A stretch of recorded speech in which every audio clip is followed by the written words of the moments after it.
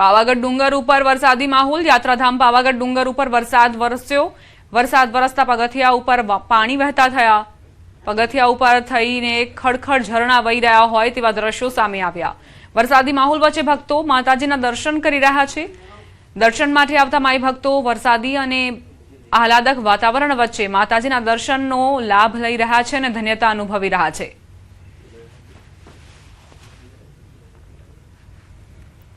પંચમહાલ જિલ્લાના હાલોલ પંથકમાં વાતાવરણમાં પલટો આવ્યો। હવામાન વિભાગની આગાહી મુજબ હાલોલ પંથકમાં મેઘરાજાની એન્ટ્રી થઈ છે। દિવસભરના ભારે ઉકળાટ બાદ હાલોલમાં વરસાદ શરૂ થયો। હાલોલ શહેરમાં ક્યાંક ધીમી ધારે વરસાદ ખાબક્યો, ક્યાંક ભારે વરસાદ વરસ્યો। લાંબા દિવસના વિરામ બાદ વરસાદ થતા ખેડૂતોમાં ખુશીની લહેર પ્રસરી છે। ભારે ઉકળાટ ભર્યા વાતાવરણ વચ્ચે વરસાદ થતા વાતાવરણમાં ઠંડકનો અહેસાસ લોકોને થયો।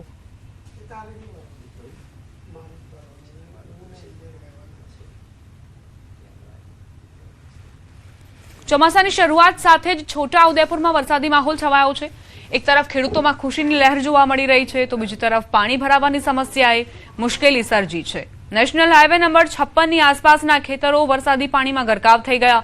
જબુગામથી ધામસિયા સુધીના નેશનલ હાઈવેને 4 લેન બનાવવાની કામગીરી ચાલી રહી છે, પરંતુ વરસાદી પાણીના યોગ્ય નિકાલની વ્યવસ્થા ન હોવાથી ખેતરોમાં ઘૂંટણસમા પાણી ભરાઈ ગયા।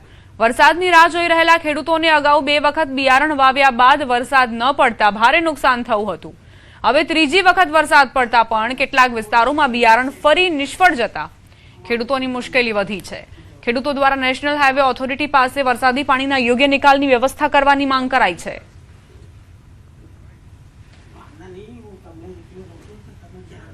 પડવાથી આ વરસાદ ઓછો છે તોય આટલી નુકસાની છે। આ હાઈવે પડવાથી એક બાજુ કેનલ છે, એક બાજુ હાઈવે છે, તો આજુબાજુ ખેતરોમાં પાણી ભરાયું છે અને આગળ જે કપાસ મૂકાયો વરસાદ ખેંચાવાથી તોય આટલું નુકસાન છે। વરસાદ પડ્યો એનો કોઈ નિકાલ છે નથી।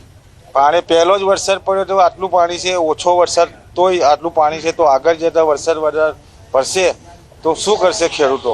રસ્તો ઊંચો થઈ ગયો સાહેબ, એટલે નીચે આ બધું પાણી ખેતરોમાં આવવાઈ જશે, એટલે ખેતરને નુકસાન થાય છે। ખેડૂતોને મુશ્કેલી ને સાહેબ, હવે આવો વરસાદ થઈ જાય તો ખેતરથી બહાર પાણી ના જાય તો નુકસાન જ ને, એટલે નુકસાન જ કેમ અમારે। હાઈવે બનાવ્યો સાહેબ પણ પાણીનો નિકાલ કરવાની કોઈ વ્યવસ્થા નથી। હાઈવે દ્વારા પાણીની નિકાલ કરવું જોઈએ।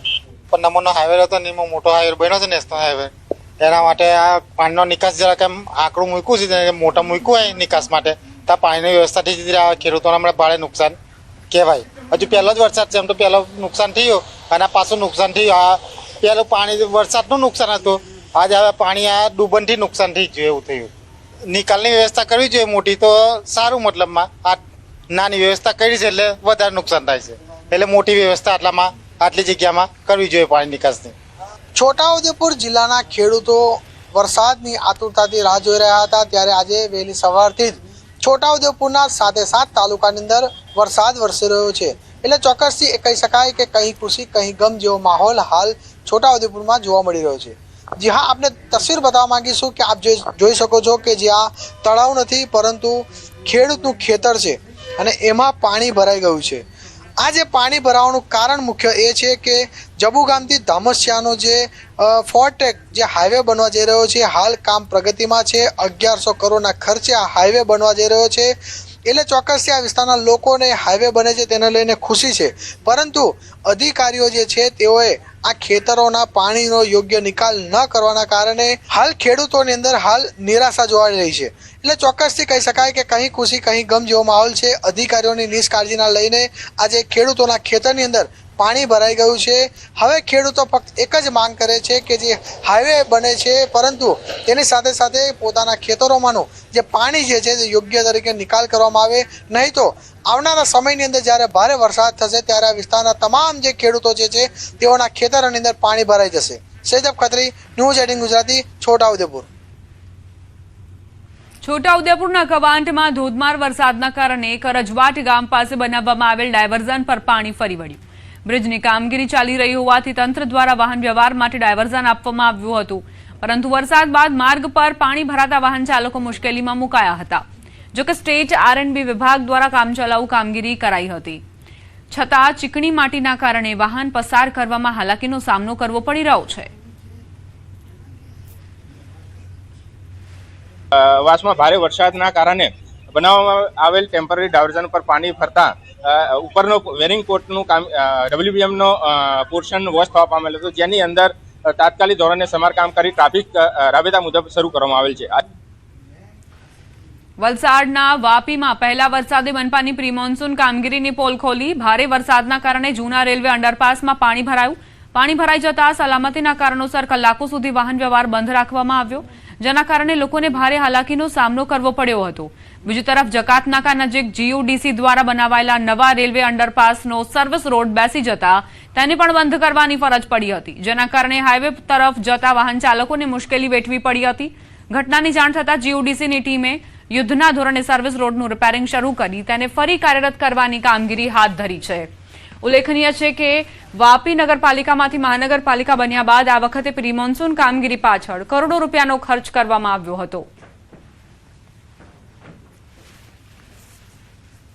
જેના કારણે ટ્રાફિક પણ બંધ કરવામાં આવ્યો છે અને હવે રિપેરિંગનું કામગીરી ચાલુ કરી દેવામાં આવેલી છે અને એ રિપેરિંગની કામગીરી પૂર્ણ થતાં ટ્રાફિક ફરીથી શરૂ કરી દેવામાં આવશે.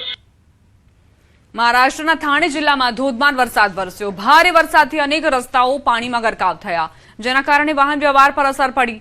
શીલ ફાટાથી મુંબ્રા હાઈવે પર પાણી ભરાતા ટ્રાફિક જામના દ્રશ્યો સર્જાયા. બીજી તરફ કલ્યાણ, ડોંબીવલી અને બદલાપુરના નીચાણવાળા વિસ્તારોમાં પાણી ભરાયા, જ્યારે અનેક સ્થળોએ વૃક્ષો ધરાશાયી થયા. નવી મુંબઈમાં ધોધમાર વરસાદ બાદ જળબંબાકારની સ્થિતિ. નીચાણવાળા વિસ્તારો જાણે કે બેટમાં પરિવર્તિત થઈ ગયા હોય તેવા દ્રશ્યો સામે આવ્યા. ભારે વરસાદને પગલે સામાન્ય જનજીવન પર અસરો વર્તાઈ છે. રસ્તાઓ પાણીમાં ગરકાવ થતા હાલાકી પડી રહી છે. સ્થાનિકો અને વાહન ચાલકોને મુશ્કેલી પડી રહી છે. રસ્તા પર પાણી ભરાતા ટ્રાફિક જામના દ્રશ્યો પણ સર્જાયા. નવી મુંબઈથી આ સીધી તસવીરો સામે આવી. કઈ રીતે જે કારના આખા પૈડા છે તે આ પાણીમાં ડૂબેલા નજરે પડી રહ્યા છે. અવર જવર કરવામાં પણ લોકોને મુશ્કેલી પડી રહી છે. આ પાણી ઓસરશે ત્યારબાદ નવી મુંબઈની જે રફતાર છે ફરી એક વખત જોર પકડશે. સ્થાનિકો અને વાહન ચાલકોને પરેશાનીનો સામનો કરવો પડ્યો. આમ તો આ કોઈ નવી વાત નથી. દરેક વર્ષે આ જ પ્રકારની સમસ્યાઓ સર્જાતી હોય છે. મુંબઈગરાઓ હવે આ સમસ્યાઓને જાણે કે ટેવાઈ ગયા છે. યાત્રાધામ સોમનાથમાં વરસાદી માહોલ છવાયો. સોમનાથ મંદિર અને તેની આસપાસ ધોધમાર વરસાદ ખાબક્યો. સોમનાથ મંદિર પરિસરમાં યાત્રિકો વરસાદમાં ભીંજાયા. સોમનાથ મંદિરના શિખર પર મેઘરાજાનો અભિષેક થતો પણ નજરે પડ્યો. ગીર સોમનાથથી આ સીધી તસવીરો. પ્રથમ જ્યોતિર્લિંગ સોમનાથ મહાદેવ મંદિરની બહાર કઈ રીતે મેઘો મુશળધાર વરસ્યો છે. ધજા તેમ છતાં પણ અડીખમ છે અને આ દ્રશ્યો તમે જોઈને પણ અભિભૂત થઈ જશો. આહલાદક વાતાવરણની વચ્ચે દર્શનાર્થીઓએ ભગવાનના દર્શન કરવાનું ભૂલ્યા નથી અને ઉત્સાહમાં પણ કોઈ ઓટ નથી આવી. મંદિર પરિસરમાં યાત્રિકો પહોંચ્યા અને સોમનાથ મંદિરના શિખર પર મેઘરાજાનો અભિષેક થતા પણ દ્રશ્યો નિહાળ્યા. રાજકોટમાં વરસાદી માહોલ છવાયો છે. શહેરના ઢેબર રોડ પર વરસાદ ખાબક્યો. વરસાદી માહોલ વચ્ચે વિઝિબિલિટી ઘટી. વાહનોની લાઇટ ચાલુ રાખવા માટે ચાલકો મજબૂર બન્યા. દિવસનો સમય છે, આમ સામાન્ય રીતે રાતના સમય તમને વાહન ચાલકો વાહન ચાલુ રાખીને વાહન હંકારતા હોય તેવા દ્રશ્યો જોવા મળતા હશે, પરંતુ રાજકોટમાં કઈ રીતે વિઝિબિલિટીમાં ઘટાડો થયો. વરસાદ વરસવાના કારણે આ વિઝિબિલિટી ઘટી, એટલે જ બપોર દરમિયાન પણ રાજકોટમાં વાહન ચાલકો વાહનની લાઇટ ચાલુ રાખીને વાહન હંકારતા નજરે પડ્યા.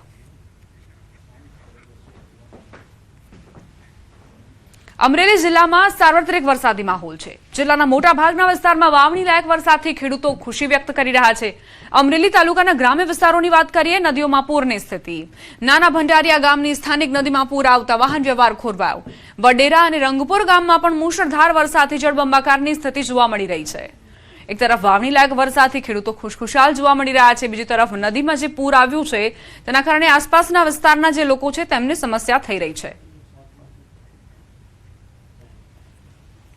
અમરેલી જિલ્લા પર આજ સવારથી જ મેઘરાજા ઓળગોળ છે. હું અત્યારે આપને જે દ્રશ્યો બતાવી રહ્યો છું એ અમરેલી તાલુકાના નાના ભંડારિયા ગામના દ્રશ્યો છે.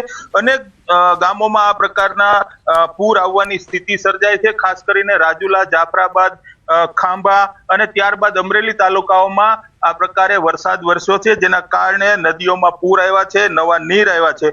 ખાસ તો જે રીતે ખેડૂતો રાહ જોઈ રહ્યા હતા, વરસાદની કાગડોળે રાહ જોઈ રહ્યા હતા, ખેડૂતો પણ ખુશખુશાલ થયા છે. રાજન ગઢિયા, ન્યૂઝ 18 ગુજરાતી, અમરેલી. હવે અન્ય સમાચારો પર કરીએ નજર. યાત્રાધામ બહુચરાજીમાં પાણીની ટાંકી તોડી પડાઈ. ઓવરહેડ પાણીની ટાંકી તોડી પાડવામાં આવી હતી. પાલિકા પાસેની જૂની પાણીની ટાંકી તોડી પડાઈ હોવાના દ્રશ્યો સામે આવ્યા. કામગીરીને લઈને રોડ બંધ કરવામાં આવ્યો હતો, જેના દ્રશ્યો જોઈને સૌ કોઈ ચકિત થઈ ગયા. ઓવરહેડ પાણીની ટાંકી જે તોડી પડાઈ, આ પહેલા આખો વિસ્તાર ખાલી કરી દેવામાં આવ્યો.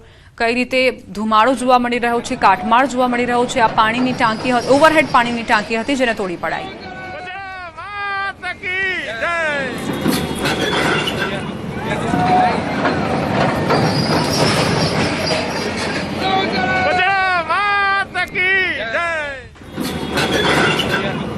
બહુચરાજીમાં પાણીની ટાંકી તોડી પડાઈ છે. જર્જરિત આ ટાંકી હતી. આસપાસના વિસ્તારના લોકો માટે પણ ખૂબ જ જોખમકારક હતી અને તેને તોડી પાડવામાં આવી.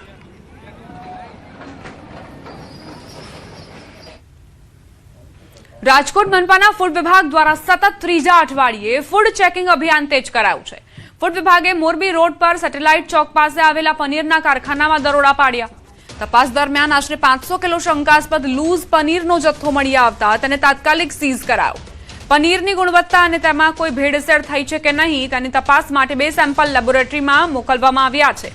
તપાસમાં કારખાનું કોઈ પણ પ્રકારના ફૂડ લાયસન્સ વિના ગેરકાયદેસર રીતે ચાલતું હોવાનું સામે આવતા તેને સીલ કરી દેવાઈ. સાથે જ કારખાનાના સંચાલકને 10,000 રૂપિયાનો દંડ ફટકારી કડક નોટિસ પણ આપવામાં આવી છે. મોરબી રોડ પુલની નીચે સેટેલાઇટ ચોક પાસે એમને ત્યાં કોઈ પણ પ્રકારના લાયસન્સ વગરનો એક રૂમ જે છે એની અંદર એ પનીર મંગાવતા હતા અને ખાસ કરીને એનાલોગ પનીરના ક્યુબ જે છે એનું પનીર તરીકે વેચાણ કરતા હતા. એના 2 સેમ્પલ જે છે લેવામાં આવ્યા છે અને પૃથ્થકરણ અર્થે મોકલવામાં આવ્યા છે અને 500 કિલો જથ્થો જે છે એનો સ્થળ ઉપર જ નિકાલ કરવામાં આવ્યો છે. અમદાવાદથી સમાચાર. વેલ માછલીની ઉલટીની હેરાફેરીનો પર્દાફાશ. પોલીસે સરખેજમાં 3 આરોપીની ધરપકડ કરી. વેલ માછલીની ઉલટી વેચાણ કરનાર શખ્સો ઝડપાયા. મોરબીના યુવકે વેલ માછલીની ઉલટી આપી હોવાનો ખુલાસો. વેલ માછલીની ઉલટી કોને વેચવાના હતા તે મામલે તપાસ શરૂ કરાઈ છે.